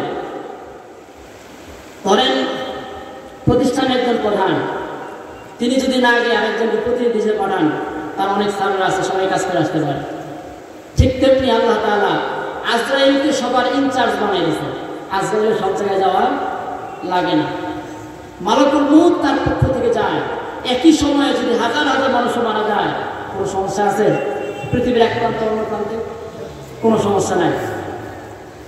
এরপর আল্লাহর হাবিব সাল্লাল্লাহু আলাইহি ওয়াসাল্লাম বললেন, হাত্তা ইয়াজলিসা ইনদা রাসিহি, এই মুমিন ব্যক্তির মাথার কাছে এসে মালাকুল মউত বসে যায়। মালাকুল মউত বসে ইয়াকুলু ফায়াকুলু ইয়া আইয়াতুহান নাফসুত তাইয়্যিবা, এই মালাকুল মউত এসে সেই নেককার বান্দার রূহকে অর্ডার করে, হে প্রশান্ত আত্মা, হে ভালো আত্মা। অন্য বর্ণনায় এসেছে ইয়া আইয়াতুহান নাফসুল মুতমাইন্নাহ, হে প্রশান্ত আত্মা, উখরুজি ইলা রাব্বিকি রাদিয়াতান মারদিয়া, তুমি তোমার রবের দিকে, প্রভুর দিকে এমন অবস্থায় বের হয়ে আসো, তুমি আল্লাহর প্রতি খুশি, আল্লাহ তোমার প্রতি খুশি। সুবহানাল্লাহ। অর্ডার দিবেন, অর্ডার দেওয়ার সাথে সাথে ওয়ালা ফাখরাজা তাসিলু কামা তাসিলু আতরাতি মান ফিস সামা মান ফিস সাকা। আল্লাহর হাবিব বলতেছেন যে এই অর্ডার দেওয়ার সাথে সাথে মুমিন ব্যক্তির আত্মারা কিভাবে বের হয়, এখানে যদি একটা জগ আর গ্লাস থাকতো আমি দেখাইতে পারতাম। আল্লাহর হাবিব বললেন, কোনো জগের ভিতরে, কোনো পাত্রের ভিতরে যখন পানি শেষ পর্যায়ে আসে, পানিটা শেষের পুরাগুলো যেরকম পড়ে টপ টপ করে একটার পর একটা, কতরাতি মানফিসি কম, সর্বশেষ কতরা, সর্বশেষ পানির ফুটাগুলো যেভাবে কোনো বাধা ছাড়া স্মুথলি খুব সহজেই আরেকটা পাত্রের ভিতরে চলে আসে, মুমিন ব্যক্তির রূহটা যখনই আজরাইল অর্ডার করে যে ইয়া আইয়াতুহান নাফসুত তাইয়্যিবা ইয়া আইয়াতুহান নাফসুল মুতমাইন্না উখরুজি ইলা রাব্বিকি রাদিয়াতাম মারদিয়া, বলার সাথে সাথে এরকম স্মুথলি মুমিন ব্যক্তির রূহটা আজরাইলের হাতের মধ্যে চলে আসে। সুবহানাল্লাহ। এরপর আজরাইল আলাইহিস, এরপর মালাকুল মউত কি করেন, হাত্তা ইয়াখুযাহা ফাজআলাহা ফি যালিকাল কাফর, যখন আজরাইল মালাকুল মউত যখন সেই রূহটা হাতের মধ্যে নেয়, মালাকুল মউত চায় আমার ভিতরে এই নেককার বান্দার রূহটা থাক, তিনি রাখার চেষ্টা করে, কিন্তু না, এক সেকেন্ডও সে রাখতে পারে না। তার সাথে এই সাদা চেহারাওয়ালার যতগুলো ফেরেশতা এসেছে, যাদের কাছে জান্নাতি কাফন এবং হানুতুম মিন হানুতুল জান্নাহ আছে, জান্নাত থেকে সুগন্ধিগুলো নিয়ে আসছে, তারা পিরাপিরি করতে থাকে, আমাদের কাছে দিয়ে দেন, এই কাফনের ভিতরে দিয়ে দেন। আল্লাহর কাছে দোয়া করে, আল্লাহ আমাদের রূহটা নিয়েও যেন জান্নাতের ফেরেশতারা এমন কারাগারি শুরু করে, বলে না আমিন, এরকম কারাগারি শুরু করে দেয় নেককার বান্দার রূহটা নেওয়ার জন্য। এক সেকেন্ড চোখের পলকে এই রূহটা সেই জান্নাতি কাফনের ভিতরে মালাকুল মউত দিয়ে দেয়। দিয়ে দেওয়ার পর কাফন দিয়ে সুন্দর করে পেঁচায়া হানুতুম মিন হানুতিল জান্নাহ, জান্নাত থেকে যে সুগন্ধিগুলো এনেছে, এই সুগন্ধিগুলো এই নেককার বান্দার রূহের উপর পেঁচায়া এত সুন্দর সুঘ্রাণ বের হয় যে এই গানটা আল্লাহর হাবিব হাদিসের মধ্যে বলেন, আকাশের নিচে জমিনের উপর এরকম সুঘ্রাণ আর পাওয়া যায় না। সুবহানাল্লাহ। এরকম শুকরানওয়ালা রূহটা নিয়ে ফেরেশতারা হালান সাহালান মারহাবান বলতে বলতে যত আকাশের দিকে চলতে থাকে, দায়িত্বপ্রাপ্ত যত ফেরেশতারা আছে সবাই বারবার জিজ্ঞেস করতে থাকে, মা হাযিহি রূহুত তাইয়্যিব। ফেরেশতারা জিজ্ঞেস করে, হে মালাকুল মউত, হে সুন্দর চেহারাওয়ালার ফেরেশতারা, কোন নেককার বান্দার, কোন আল্লাহর ওয়ালা বান্দার রূহটা নিয়ে যাচ্ছ? ফায়াকুলু ফুলান ইবনে ফুলান, তারা জবাব দেয়, অমুক দেশের নিবাসী অমুকের ছেলে অমুককে নিয়ে যাচ্ছে। সবাই তখন এইভাবে প্রত্যেকেই এই রূহটার জন্য, নেককার বান্দার জন্য দোয়া করে, মারহাবান আহলান সাহলান জানাতে থাকে। হাত্তা ইয়ানতাহা বিহা ইলা সামা, এই ফেরেশতারা নেককার বান্দার রূহটাকে নিয়ে সমস্বরে এরকম জিকির করতে করতে আহলান সাহলান মারহাবান জানাতে জানাতে একবারে প্রথম আসমান পর্যন্ত চলে যায়। ফায়াস্তাফতিহুনা, জান্নাতের দরজা খোলার জন্য তারা অনুরোধ করে, বলে জান্নাতের দরজা খুলে দাও। যখন এইরকম নেককার বান্দা সুঘ্রাণ পায়, ফাফতিহা লাহু, এই জান্নাতের দরজাগুলো তার জন্য খুলে দেয়। সুবহানাল্লাহ। এরকম করতে করতে প্রথম আসমান, দ্বিতীয় আসমান, তৃতীয় আসমান, চতুর্থ আসমান, পঞ্চম আসমান, ষষ্ঠ সপ্তম আসমানে যখন চলে যায়, প্রত্যেকটা ফেরেশতা প্রত্যেক আসমানের ফেরেশতাগুলো তার জন্য মাগফিরাতের দোয়া করে, তাকে আহলান সাহলান জানায়, ওয়েলকাম জানায়, কংগ্রাচুলেশন জানায়। এই ফেরেশতা যখন চলতে থাকে, চলতে চলতে ফায়াকুলুল্লাহু আযজা ওয়া জাল্লা, আল্লাহু আকবার, আল্লাহ পাক রব্বুল আলামিন ডাক দিয়ে বলেন, উকতুবু কিতাব আবদি ফি ইল্লিয়িন। ও ফেরেশতারা, উঠার দরকার নাই, দরকার নাই, আমার প্রিয় মাহবুব বান্দার কিতাবটা, তার আমলনামাটা ইল্লিয়িনের মধ্যে লিপিবদ্ধ করে দাও। সুবহানাল্লাহ।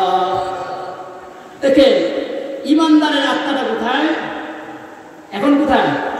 7 আসমান পাড়ি দিয়ে ইল্লিয়িনে চলে গেছে। আর দেহটা কোথায়? এই যে গুরুস্থান, দেহটা কোথায়? গুরুস্থানে।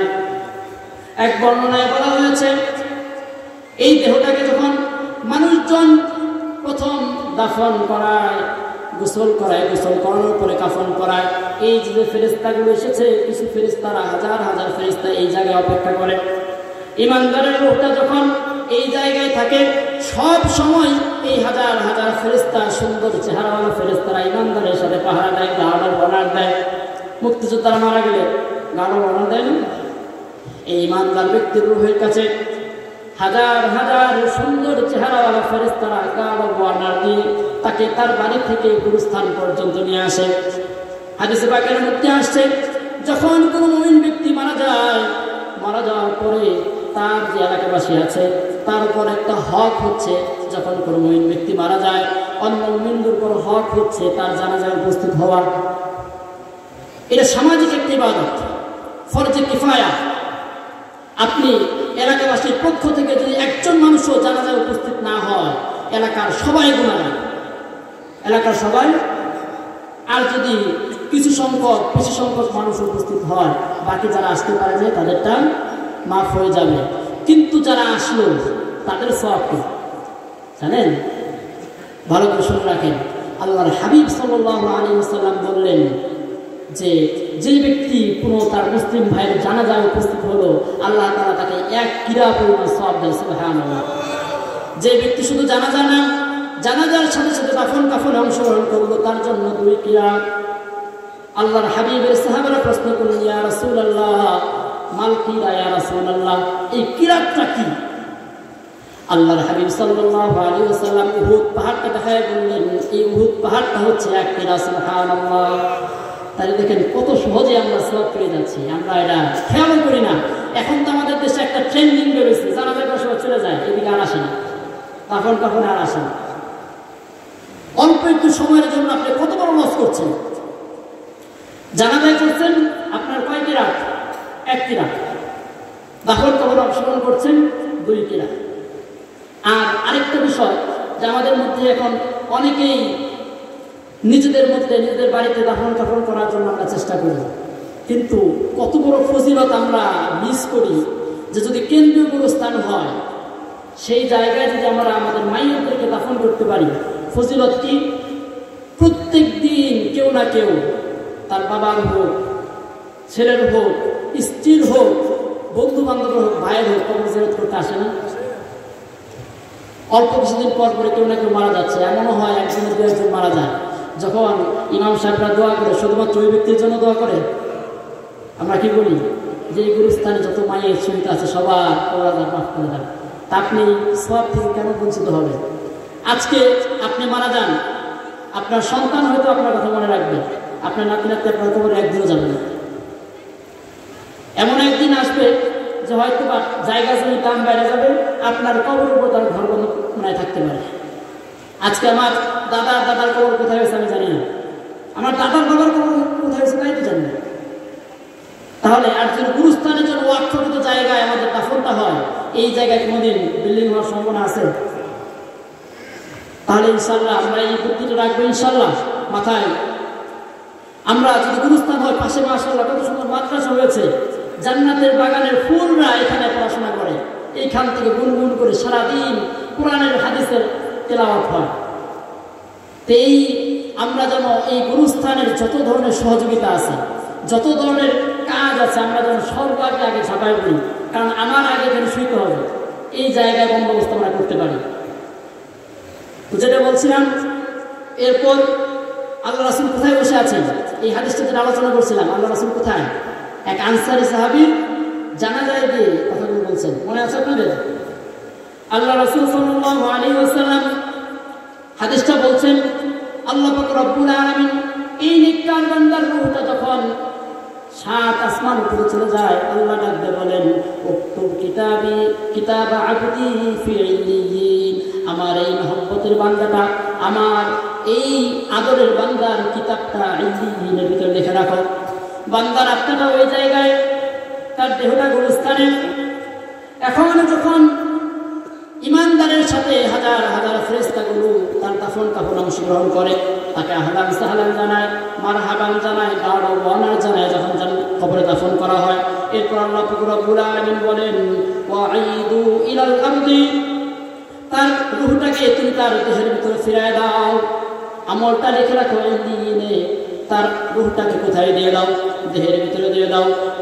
কেননা ফামিনহা খালাকতুহুম, তাকে আমি মাটি থেকে সৃষ্টি করেছি, অফিহা উঈদুহুম, এবং এই মাটির ভিতরে তাকে আমি রাখলাম, ওয়া মিনহা উখরিজুহুম তারাতান উখরা, এবং অচিরেই এই মাটি থেকে আমি তাকে তুলব। সুবহানাল্লাহ। নেককার বান্দার রূহ থেকে দেওয়া হলো। ফায়াতিয়ানি মালাকান, যখন তার রূহটা দেহের ভিতরে দিয়ে দেওয়া হয়, 2 জন ফেরেশতা কবরের ভিতরে চলে আসে।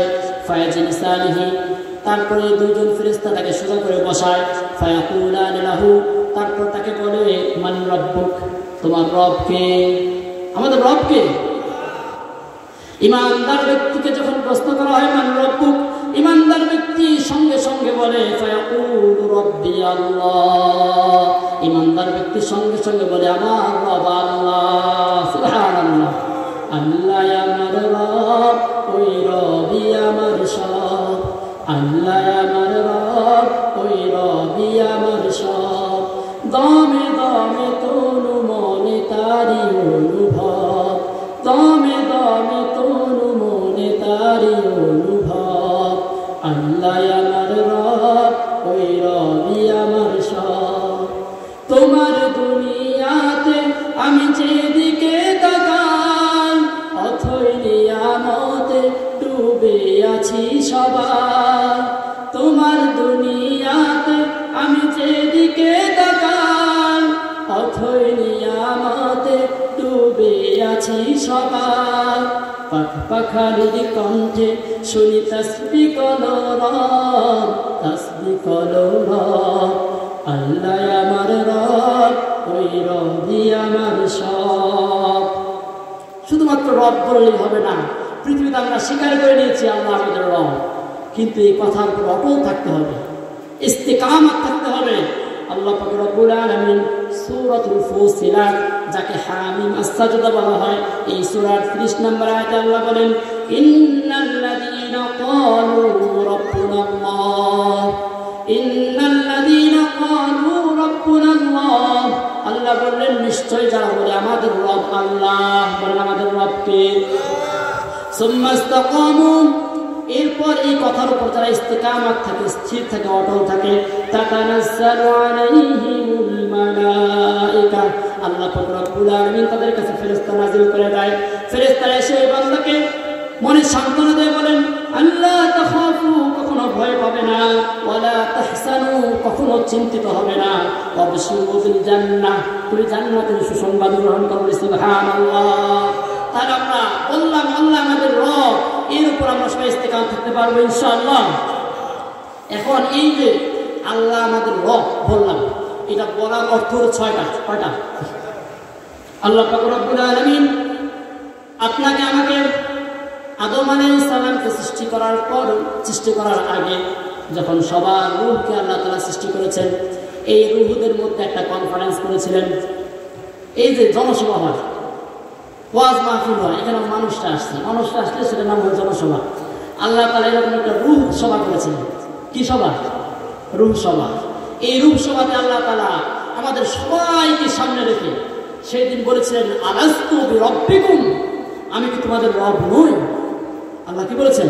আমি কি তোমাদের রব নই? আমরা সবাই সেদিন বলেছিলাম, ক্বালু বালা, আপনি আমাদের রব। আপনি আমাদের সব। সেই দিন ইমানদার কাফের, বেঈমান নাস্তিক, কাফের মুশরিক, আস্তিক নাস্তিক সবাই, ভালো খারাপ মন্দ যারা আছে, নারী পুরুষ, নবীরা, ওলিরা, সাধারণ মানুষরা সবাই আল্লাহকে বলছেন, আল্লাহ অবশ্যই আপনি আমাদের রব। এই দেখেন, এই রবের অর্থ হচ্ছে 6টা। আমার ব্যক্তি জীবন, আমার পারিবারিক জীবন, আমার সামাজিক জীবন, আমার রাষ্ট্রীয় জীবন, আমার অর্থনৈতিক জীবন, আমার আন্তর্জাতিক জীবন, প্রত্যেকটা জীবনে 6টা ক্ষেত্রে যদি আমরা আল্লাহকে রব মানতে পারি, তাহলে এই কথার উপরে ইস্তেকামত থাকা হচ্ছে। আর আমরা যখন এই কথার উপরে ইস্তেকামত থাকবো, আল্লাহ পাক রব্বুল আলামিন আমাদের কাছে কি করবেন? ফেরেশতা নাযিল করে দিবেন। তারা এসে বলবে, আল্লাহ তাখাফু ওয়া লা তাহসানু ওয়াবশিরু বিল জান্নাহ, জান্নাতের সংবাদ দিয়ে যাবে। তাহলে দেখেন, এখন ব্যক্তি জীবনে আমি কি আল্লাহ আমার রব এটা পালন করি কিনা? ফজরের সময়, এই শীতের রাত যখন হাইয়া আলাস সালাহ, আস-সালাতু খায়রুম মিনান নাওম ডাক দেওয়া হয়, কয়জন আমরা আল্লাহর ডাকে সাড়া দিয়ে সেই জায়গায় উপস্থিত হই? ব্যক্তি জীবনে আল্লাহকে রব স্বীকার করতে হবে। আমার নামাজ, রোজা, হজ, যাকাত, যত ধরনের ফরজ ইবাদত আছে সবগুলো পালন করতে হবে। যখন আমি করব, তখন আমি ব্যক্তি জীবনে আল্লাহকে রব হিসেবে স্বীকৃতি দিলাম। 2 নাম্বার, আমার পারিবারিক জীবন, আমি নামাজ পড়ি ঠিক আছে, আমি সুন্নতি লিবাসে চলার চেষ্টা করি ঠিক আছে, কিন্তু আমার মেয়ে বেপরদায় চলে, আমার স্ত্রী বেপরদায় চলে, তাহলে পারিবারিক জীবনে আমি আল্লাহকে রব হিসেবে স্বীকার করলাম না। হ্যাঁ, এমন যদি হয় যে স্ত্রী আমার কথা শুনছে না, আমি অপরাধ, আল্লাহ সেটা মাফ করতে পারে। কিন্তু আল্লাহর আশকারায় যদি ভিন্ন পথে চলে, মায়ের একটা মাটিতে পড়বে। ব্যক্তি জীবন ঠিক যদি থাকে, পারিবারিক জীবন ঠিক থাকে, এবার সামাজিক জীবন, সামাজিক জীবনে আপনি, পারিবারিক জীবনে, ব্যক্তি জীবনে আপনি নামাজ পড়েন, পারিবারিক জীবনে আপনার ছেলে মেয়ে, স্ত্রী, পুত্র, পরিজন সবাইকে দ্বীনের পথে চলান, মাশাআল্লাহ, আলহামদুলিল্লাহ। কিন্তু সামাজিক জীবনে আপনি কয়জনকে দানের নামাজের দাওয়াত দিয়েছেন?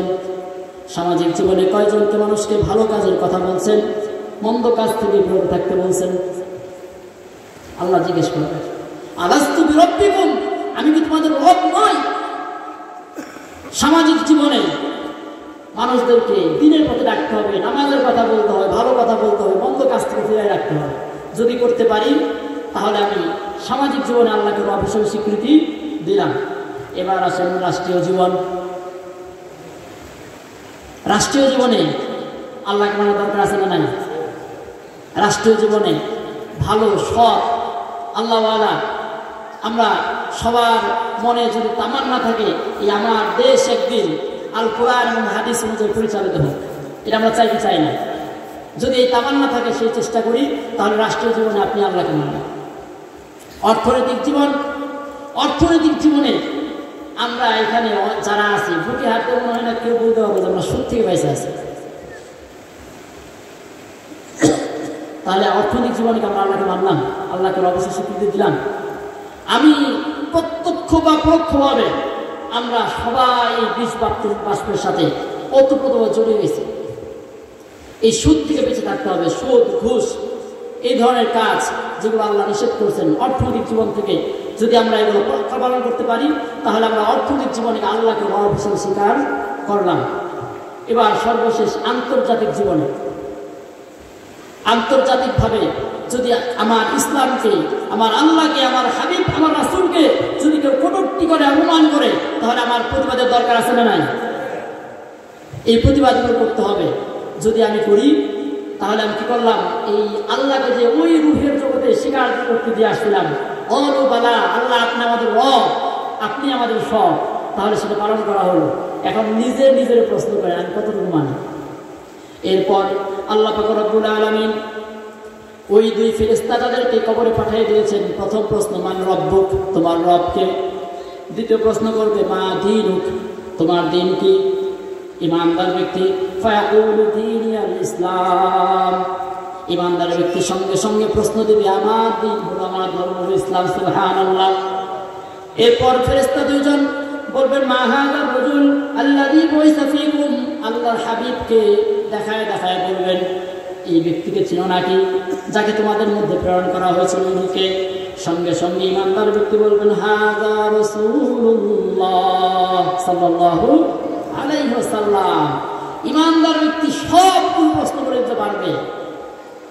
এখন সেই দিন আল্লাহর হাবিবকে দেখে চিনবেন কিভাবে? প্রশ্ন আছে না? চিনবেন কিভাবে? আল্লাহর হাবিবের উপর যারা দরুদ পড়ে সবসময় আল্লাহর হাবিবের সুন্নত অনুসরণ করে, সেই দিন আল্লাহর হাবিবকে দেখার সাথে সাথে চিনে ফেলবে সুবহানাল্লাহ। এই জন্য আল্লাহ রাসূলের উপর দরুদ পড়া দরকার আছে না? দরুদ পড়তে হবে। আল্লাহর হাবিবের সুন্নত, তার সুরত, তার সিরত আমার এই 3.5 হাত ঘড়ির মধ্যে সেট করতে হবে, তাহলে আল্লাহর হাবিবকে দেখে চিনতে পারবেন, অন্যথায় চেনা সম্ভব না।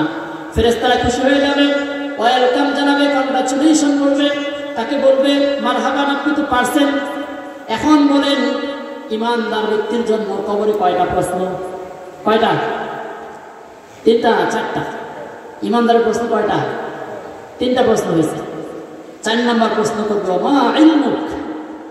আমরা যে হাদিস থেকে আলোচনা করছি, হাদিসে আল্লাহ রাসূল বলছেন ওই আনসারী সাহাবের বাড়িতে বসে, মা ইলমুক, 4 নম্বর প্রশ্ন, আপনি যে প্রশ্ন সবগুলো পারলেন, সব করে দিতে পারলেন, এটা পারলেন কিভাবে? ইমানদার ব্যক্তি বলবেন ক্বারাতু কিতাবাল্লাহ ফাআমানতু ওয়া সাদ্দাকতু সুবহানাল্লাহ। ইমানদার ব্যক্তি বলবে আমি আল্লাহর কিতাব কোরআন পড়েছি, তারপর ঈমান এনেছি এবং সেই অনুযায়ী জীবন পরিচালনা করছি, এই জন্য পারছি। ফেরেশতারা কংগ্রাচুলেশন জানাবে, আহলান সাহলান মারহাবান বলবে। ফাইনাদিল মুনাদি, আকাশ থেকে আল্লাহ রাব্বুল আলামিন ডাক দিয়ে ফেলবেন সুবহানাল্লাহ। আল্লাহ পাক রব্বুল আলামিন ডাক দিয়ে বলবে আন্না সাদাকা আবদি। আল্লাহ বলেন আমার বান্দা সত্য বলেছে সুবহানাল্লাহ। আল্লাহ সত্যায়ন করবে যে আমার বান্দা যা বলছে সব সত্য। ফেরেশতারা তোমাদের জন্য ওয়াদা হচ্ছে ফাবশিরুহু জান্নাহ, জান্নাতের বিছানা তার বিছায়া দাও। ওয়াল বিসু মিনাল জান্নাহ, আল্লাহ বলবেন জান্নাতের লিবাস তার পোশাক পরায় দাও সুবহানাল্লাহ। আল্লাহ পাক রব্বুল আলামিন ডাক দিয়ে ফেলবেন যে ফেরেশতারা আমার বান্দা যা বলেছেন তার সত্যায়ন আমি নিজে করছি, তাকে তোমরা জান্নাতের বিছানা বিছায় দাও, জান্নাতের পোশাক পরিধান করায় দাও। দেখেন দুনিয়ার মানুষ মাত্র 3টা টুকরা কাপড় দেয়। এই শীতের সময় বিশেষ করে পৌষ মাসে, আপনারা কেউ কবরে নামছেন কিনা জানি না, আমি একজন লাশ দাফন করানোর জন্য যখন কবর ভিতরে নামলাম, লাশটা রাখার সাথে সাথে যখন ওই জায়গায় দাঁড়াইছি, কবরের মাটিটা যে কত ঠান্ডা আপনি কল্পনা করতে পারবেন না। হাতে মাটি ধরার পর কি ঠান্ডা! এই প্রচন্ড শীতের মধ্যে বাবা চায় না তার সন্তানটা একটু কষ্ট পাক, ল্যাপ দিয়ে কম্বল দিয়ে আমরা কত আদরে রাখি। সন্তান চায় না তার পিতা কষ্ট পাক, কিন্তু ওই জায়গায় অন্ধকার, ওই বাঁশ ঝাড়ের নিচে মাটিটা ঘুরে সেই শীতের রাত্রে প্রচন্ড ঠান্ডার মধ্যে মাত্র 3টা টুকরা কাপড় দিয়ে শোয়াই দিয়ে আসতেছে। আল্লাহ বলেন এই ফেরেশতারা আমার বান্দা দুনিয়াতে শীতের রাত্রে কষ্ট করে উঁচু করে তাহাজ্জুদের সালাত আদায় করেছে, ফজর নামাজের জামাতে শরীক হয়েছে, আজকে সে আমার কাছে আসছে, মেহমানদারি কম হলে চলবে না। তার আত্মীয় স্বজন, তার সন্তান, তার ভাই ব্রাদাররা সবাই মাত্র 3টা টুকরা কাপড় দিয়ে এই প্রচন্ড ঠান্ডার মধ্যে 3.5 হাত মাটির নিচে অন্ধকার ঘরে রেখে গেছে। আমি আমার বান্দাকে অন্ধকারে রাখবো না, আমি আমার বান্দাকে মাত্র এই 3টা টুকরা কাপড় দিয়ে শীতের মধ্যে কষ্ট দেবো না। জান্নাত থেকে পোশাক, সর্বোত্তম পোশাক তার পরিধান করায় দাও। জান্নাত থেকে ঘোষণা করবে, তারপর জান্নাতের দিকে একটা দরজা খুলে দাও, জান্নাতের সব নাজ নিয়ামত আমার বান্দার কবরের মধ্যে পৌঁছায় দাও সুবহানাল্লাহ। জান্নাতে এরকম সব বিছানা করে দাও। ওয়ায়াফসাহু লাহু ফি কবরিহি মাদ্দা বাসারিন সুবহানাল্লাহ। আল্লাহ বলবেন আমার বান্দা, আমার মহব্বতের বান্দাকে তার দৃষ্টি যতদূর যায় কবরটা এরকম প্রসারিত করে দাও সুবহানাল্লাহ। আল্লাহ ঘোষণাটা নিচে বলবেন। বান্দা যখন জান্নাতের নাজ নিয়ামত দেখবে, জান্নাতের মধ্যে এত সুসজ্জিত পুরোপুরি জান্নাতের সেই নাজ নিয়ামত, তার অট্টালিকা, বাগানগুলো, ফল মূল যখন দেখতে থাকবে, বান্দা তখন ধরতে যাওয়ার জন্য চেষ্টা করবে। আল্লাহ পাক রব্বুল আলামিন বলবেন নাম কানামিল আরুস, ও আমার মহব্বতের বান্দা, আমার ইমানদারের বান্দা, আজকে তুমি আর ওইদিকে হাত বাড়াও না, নাম ঘুমাও, ঘুমাও বান্দা। দুনিয়াতে তুমি তাহাজ্জুদের কারণে ঘুমাইতে পারো না বান্দা। কত শীতের রাত ওয়াজের মধ্যে প্যান্ডেলের নিচে বসে ওয়াজ শুনেছ।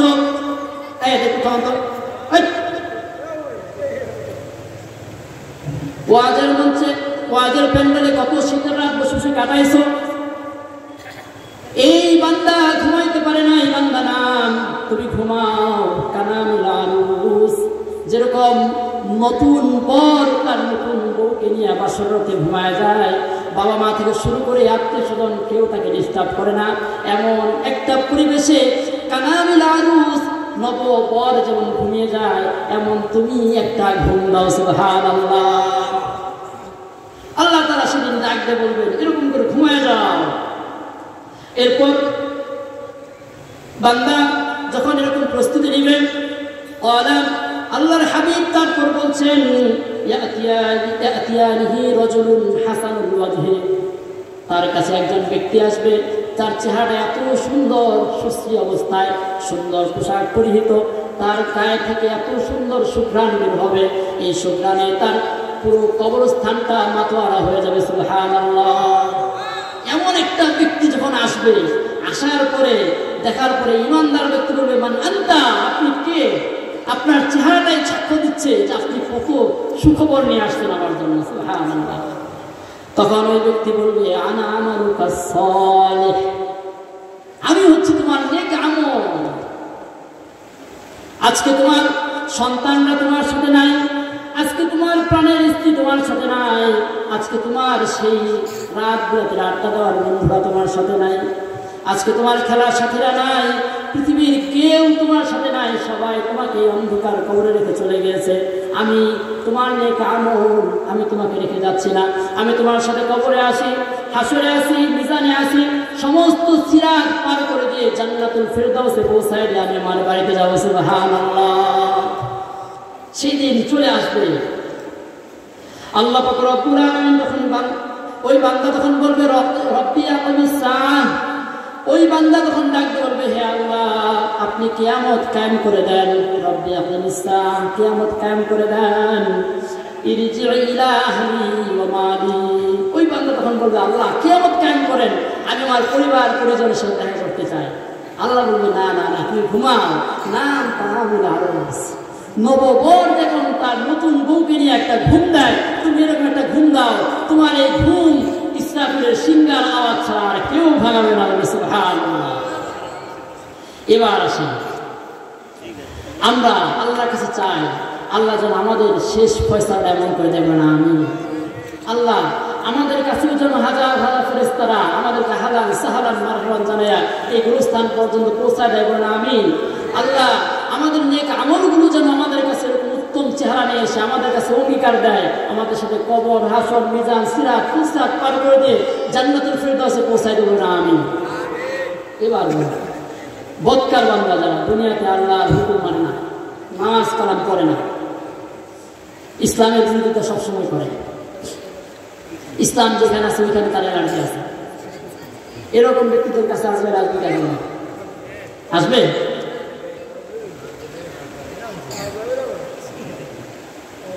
আল্লাহর হাবিব কোথায় ছিলেন যেন? সেই আনসার সাহাবীর বাড়িতে, ওই জায়গায় বসে কিন্তু হাদিসটা বলছেন। একটা হাদিসে কিন্তু আমি প্রথমে বলছি যে হাদিসটা আমরা মনোযোগ দিয়ে শুনব। আল্লাহ রাসূল সাল্লাল্লাহু আলাইহি ওয়াসাল্লাম তারপর বলছেন ওয়া ইন্নাল আবদুল কাফির, এই কাফের ব্যক্তি যখন ইজা কানা ফি ইনকিতাইন মিনাদ দুনিয়া, যখন তার দুনিয়ার সফর শেষ, ওয়া ইকবালিন মিনাল আখিরাহ, এবং আখিরাতের জীবন শুরু করতে যাচ্ছে, তখন নাসারা ইলাইহি মিনাস সামাই মালায়েকা, আল্লাহর হাবিব বললেন তার কাছে আকাশ থেকে ফেরেশতা নাজিল হয়, আকাশ থেকে ফেরেশতারা নাজিল হয়। সুদুল উজু, মনোযোগ আছে আপনাদের?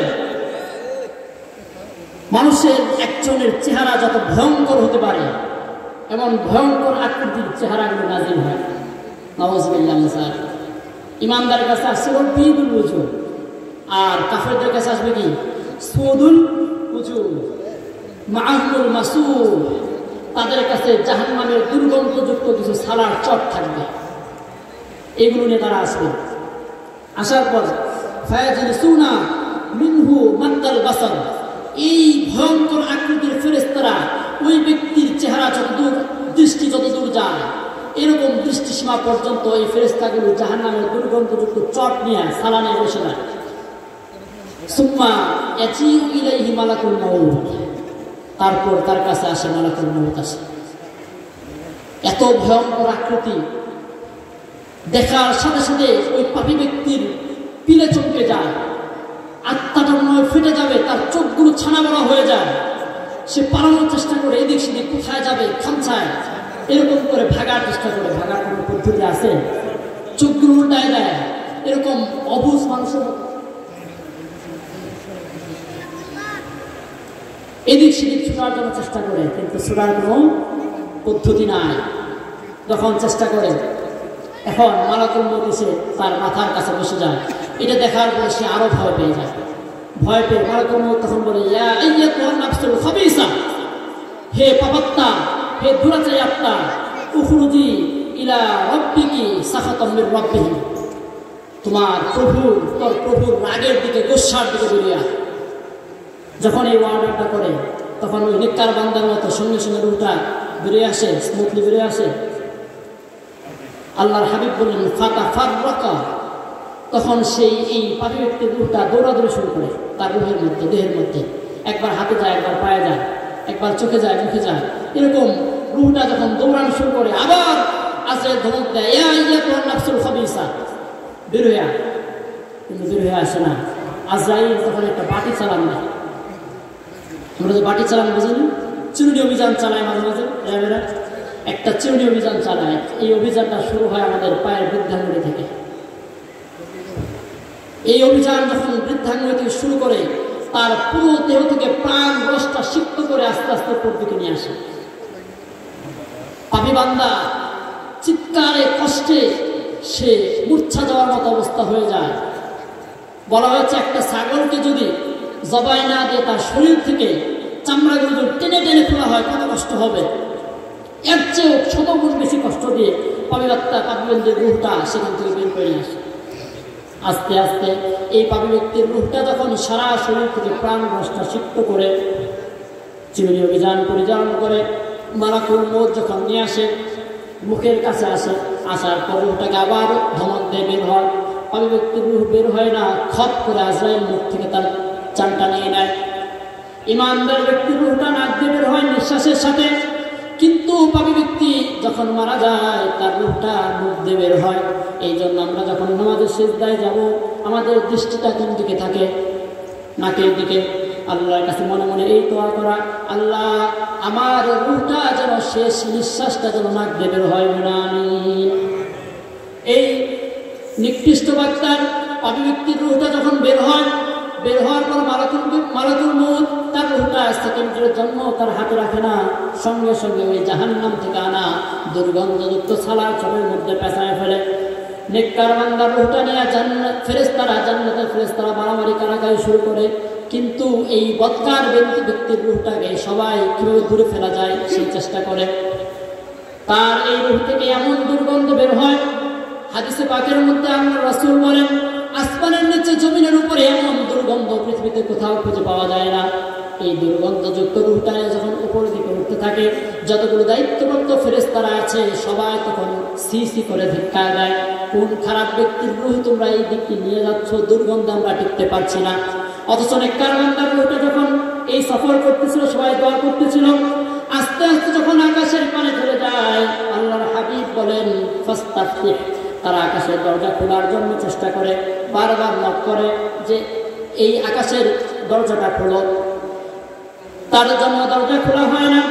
এমন সময় আল্লাহ পাক রব্বুল আলামিন ডাক দিয়ে বলেন ফালা ইফতিহালা, তার দরজাটা খোলা হবে না।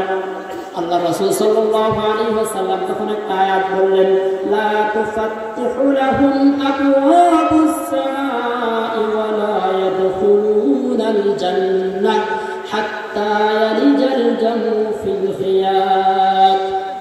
আল্লাহ রাসূল সাল্লাল্লাহু আলাইহি ওয়াসাল্লাম বলেন, তার এই রূহটা কখনোই আকাশের দরজা পার হতে পারবে না, উপরে যাইতে পারবে না, জান্নাতে যেতে পারবে না।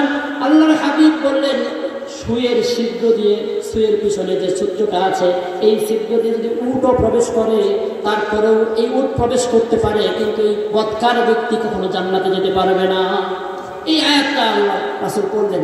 ফেরেশতারা আবার উপর উঠানোর চেষ্টা করবেন। এরপর আল্লাহ পাক রব্বুল আলামিন ডাকবেন, ফায়াকুলুল্লাহু আযজা ওয়া জাল্লা উকতুব কিতাবা ফি সিজ্জিন ফিল আরদিস সুফলা।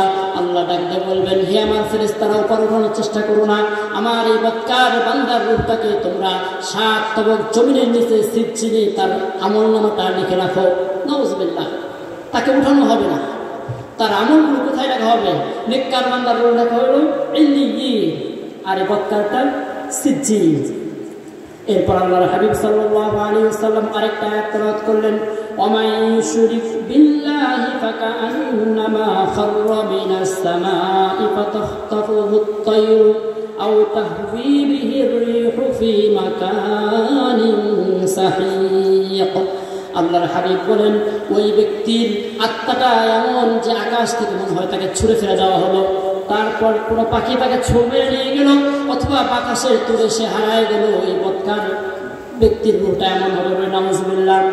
এরপর ফাতাআদা রূহুহু, তার রূহটাকে তার দেহের মধ্যে ফিরিয়ে দেওয়া হবে। ফায়াতি মালাকান, দুইজন ফেরেশতা চলে আসবে। ফায়াজলিসানিহি, নেককার বান্দাকেও বসাইছিল, বদকারকেও বসাবে।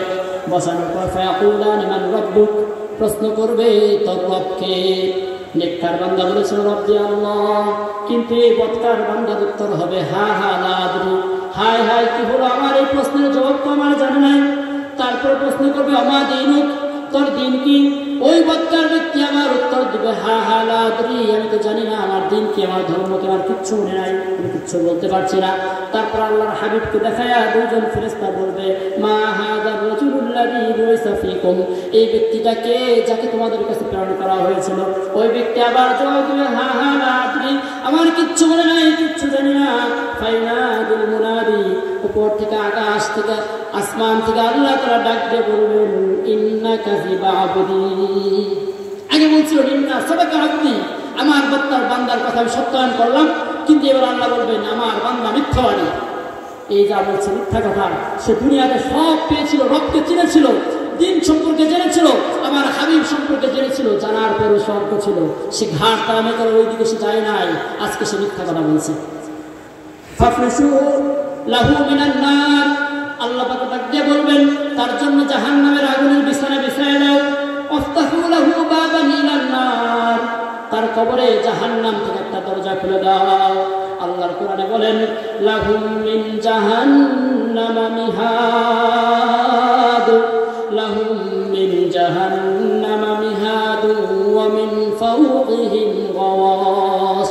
আল্লাহ পাক রব্বুল আলামিন পবিত্র কোরআনের সূরাতুল আরাফের 41 নম্বর আয়াতে বলেন তাদের জন্য জাহান্নামের আগুনের বিছানা করা হবে, জাহান্নামের আগুনের বিছানা করা হবে। উপরে আগুন, ডানে আগুন, বামে আগুন। উপরে দেখে যখন তাকাবে অমিন ফাওকিহিম গাওয়াস, উপরে দেখে যখন তাকাবে, তাকায় দেখবে উপরে তার কবরের যে টাটগুলো আছে, এরকম একটা বিশাল বড় মুকুট নিয়ে একটা ফেরেশতা দাঁড়ায় আছে। তাকার ওই সাথে সাথে ফেরেশতা ওই সেই মুকুট দিয়ে তার মাথার মধ্যে, শরীরের মধ্যে এমন জোরে আঘাত করবে, এই আঘাতের চোটে ওই ব্যক্তি তখন এমন জোরে একটা চিৎকার দিবে, এই চিৎকারটা ইসবাহু সাইহাতান হাত্তা ইয়াসমাউহা কুল্লু শাইইন ইল্লা সাকালাইন। আল্লাহর হাবিব বলেন তার চিৎকারের আওয়াজটা মানুষ এবং জিন জাতি ছাড়া আর সবাই শুনতে পাবে। কবরস্থানে যখন কোনো গরু ছাগল থাকে আমরা দেখি মাঝে মাঝে লাফায়, দৌড়াদৌড়ি করে, দড়ি ছিঁড়ে চলে আসে। এই পাপী ব্যক্তির কবরে যখন আযাব হয়, এই আযাবের চোটে তার চিৎকারে পশু পাখিগুলো শুনতে পায়, আমরা শুনতে পাই না। এরপরে আল্লাহর হাবিব আল্লাহ পাক রব্বুল আলামিন ডাক দিলেন মাফতাহু লাহু বাবান ইলান নার, তার কবরে জাহান্নাম থেকে একটা দরজা খুলে দাও। ফায়াতিহি হারহান ওয়া সামুহা, জাহান্নাম থেকে প্রচন্ড তাপ, আগুন এসে তার কবরের মধ্যে ভরে যায়।